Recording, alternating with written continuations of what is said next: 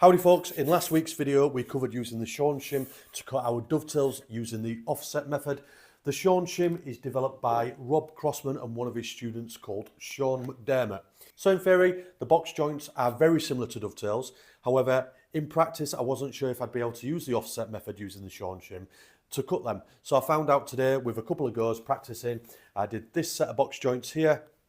And I also did a slightly different variant there where I just put a chamfer on the end of the box joints, and they both turned out really well. The first thing we need to do then is we need to make sure our timber is square. And I'm going to use the piece that I used today, so I already know this piece is square. Check down the side of your timber, making sure there's no light coming between the square and the timber on both sides, and you know that it's square. Then what you're going to do is you're going to put an F on the face side, and you're going to put a little arrow facing up towards that F. And from now on, I will be taking all measurements and marking my timber from the face side and the face edge. On one of my pieces of timber, I like to put a T for tails, even though we're not doing dovetails, and then a P for pins. This just helps me when I'm doing my marking out a little later on in the process. First thing I'm going to do is take my tailboard and I'm going to spin it down so the face side is facing the workbench. And then I'm going to get my tape and I'm going to put 4 or 5 layers of tape just towards the end here. And this is going to come in useful later on when we're transferring the tails over to the pins. Again, just to save confusion, I'm using the words pins and tails just to make it easier for marking out and for my own reference. So obviously they're both going to be box joints when they're done.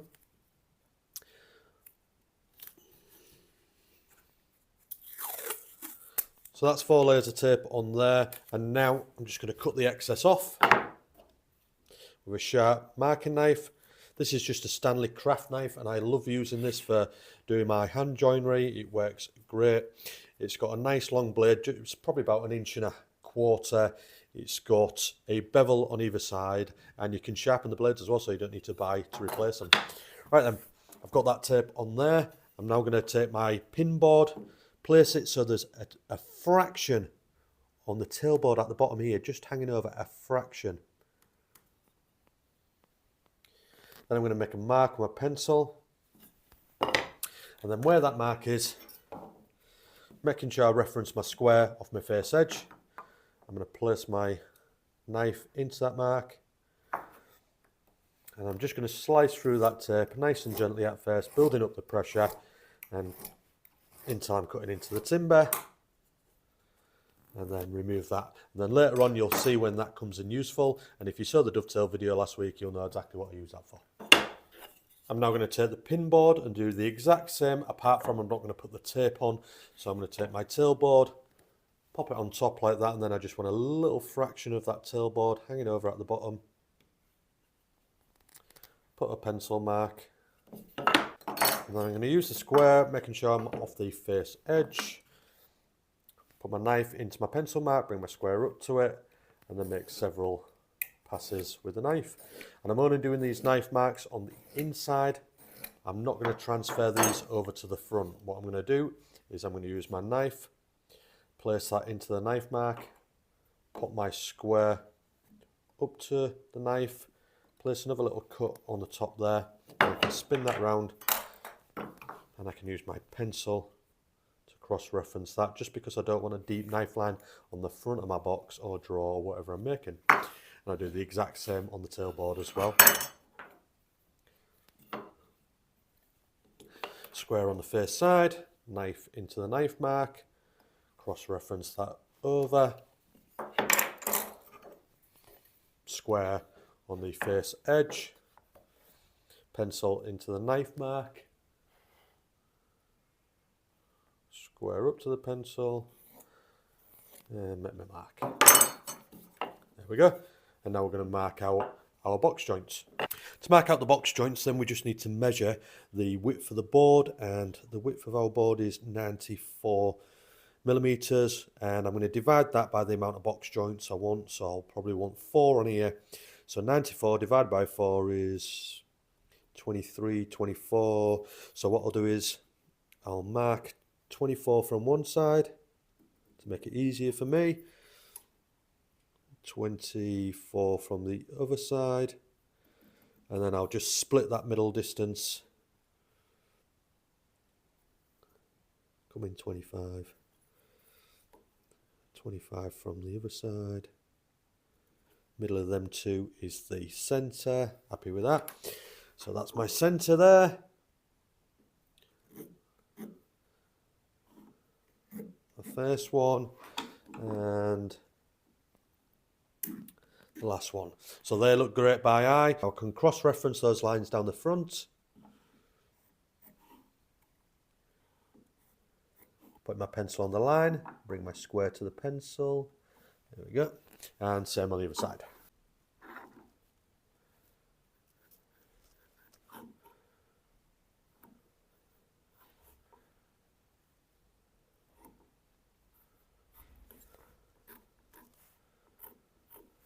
Marking the waist. Now we're just going to cut down these lines, and the most important part of this is that it's square and plumb. My advice is to just be relaxed when you're making your cut. Just let the saw do the work, and if you're relaxed, the saw should naturally, with gravity, fall nice and plumb.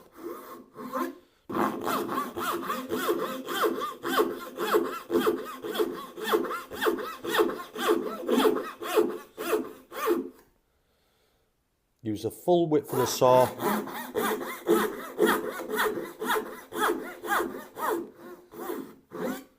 And that's as far as we go with that for now. Remove any fluffy bits off the front. We can now take the tailboard out the vise, and we can place the pin board into the vise, and we're going to remember to put the face facing us, so facing out of the vise there. Place it into the vise, grab your hand plane, and then you can use the hand plane to get your board nice and square to the plane and to the vise. Tighten that up, and then the plane is also an aid to balance our tailboard, and the tape we talked about earlier on is now a positive stop, so we can align the tailboard and the pins perfectly together. As you can see, it stops it just there, exactly where we want it. And now we can get the Shawn Shim. Put you in as close as possible this week to try and make it even clearer, just in case it was difficult to see last week. So we're using the 26 thousandths of an inch side first, and I like to use the slimmer side. So you've got a slimmer side and a thicker side. So I'm going to place the thicker side at the bottom on the pin board, and then I'm going to bring my tailboard up to the positive stop and push it up until it touches the Shawn Shim on the 26 thousandths of an inch side on the thinner side there. So as you can see now, it's overlapping, the top board is overlapping the bottom board by 26 thousandths of an inch. And because we've pushed this board over to the right, we mark onto the left. So imagine this was a dovetail, this would be the right side, this is the left.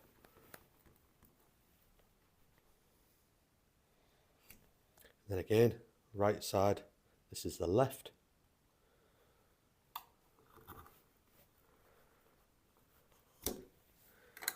Now I'm going to place the thicker side on the 26 thousandths of an inch onto the pin board, like so. Push the tailboard up to it. And now the tailboard has been pushed ever so slightly to the left. So I'm going to mark the right. The only right one we've got on this one is the centre one. So I'll mark that one last, and that's all the markings done. We can go straight to our cutting now. We're now just going to cross-reference those lines down, just to give us an aid to cut nice and plump.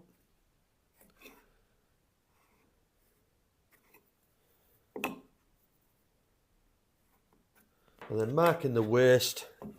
So this one's going to be going into there, this one's going to be going into there. So this is waist and this is waist. Making sure that the weight piece is plumb in the vise again. And do this before we make any cut in our vise, just to get that muscle memory. Directly into my knife line. Let the saw do the work, nice and relaxed.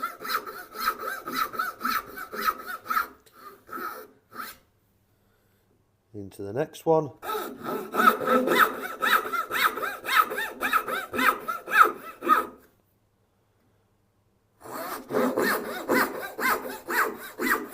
Remembering we don't cut on the waste side, we're directly down the lines. Now I can remove this one with a fret saw.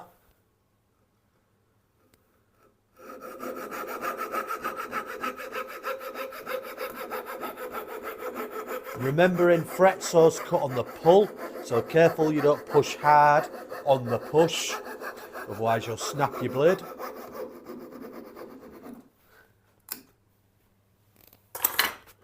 Then we can whip that round. We need to remove this last block here, so I'll place it into the vise. So I'm just going to mark across the shoulder, which I didn't do earlier on because I wasn't sure which one was going to be the end piece, what was going to need removing.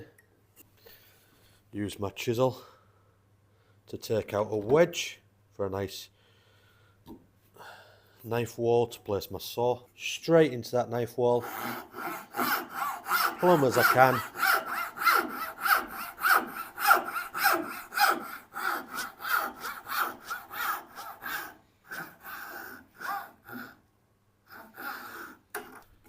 Lovely. I'll remove that waste in a moment with the chisel. I'll do this one first. Remove that waste again. Exact same as what we just did.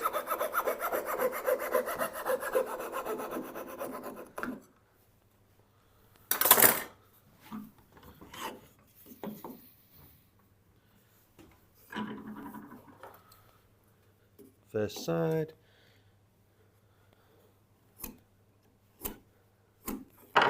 Remove that wedge, bevel up.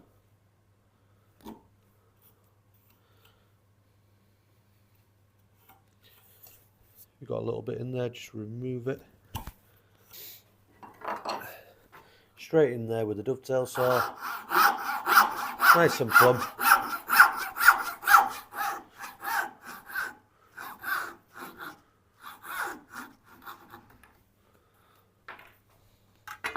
Clear out any debris out of that corner, if there is any.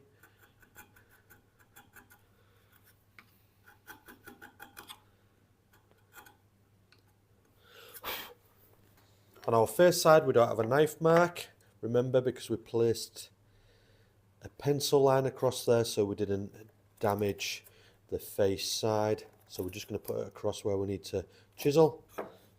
With a sharp chisel I can go straight into that pencil line because I'm only a millimetre away from my line, less than. A slight undercut, so I've not got nothing in the centre stopping my joint come together. Lovely. Spin that around, same from the other side. Make sure there's no debris under my board, otherwise, because it's pine, it'll dint really easily.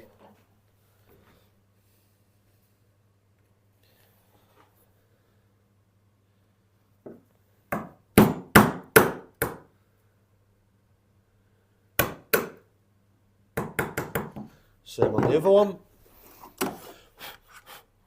And I do love these Narex Richter chisels that Jacob got me for Christmas, my son. Thank you, Jacob. These are absolutely beautiful chisels.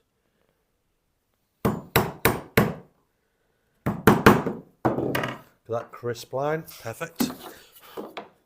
Knife line again. The importance of that knife line is if we get any crushing, the knife wall will stay perfect and the crushing will be beyond that.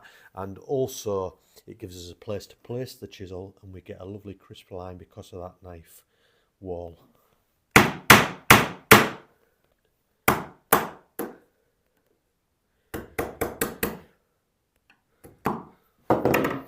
Perfect. That's the chisel work done, apart from a tiny little bit of a clean out in the corners.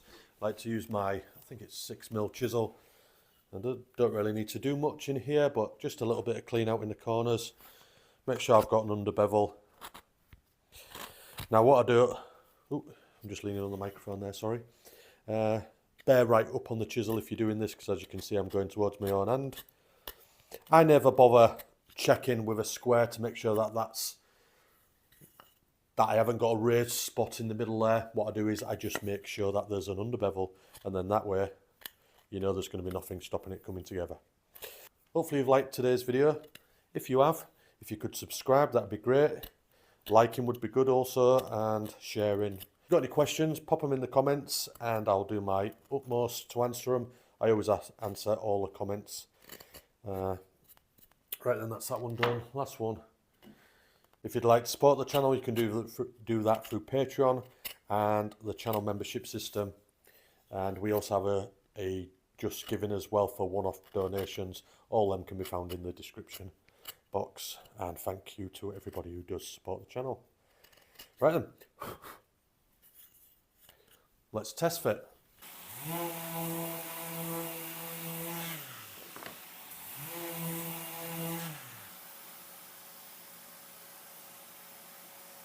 And there we have it, a nice tight set of box joints. Hope you enjoyed that. Hope you learned something from it. I enjoyed doing it. Again, it's getting on a bit. It's 8:25 at night, but I'm not going to have a takeaway tonight. I think I'm just going to go home, have a piece of toast and go to bed. See you on the next one, guys. Bye-bye.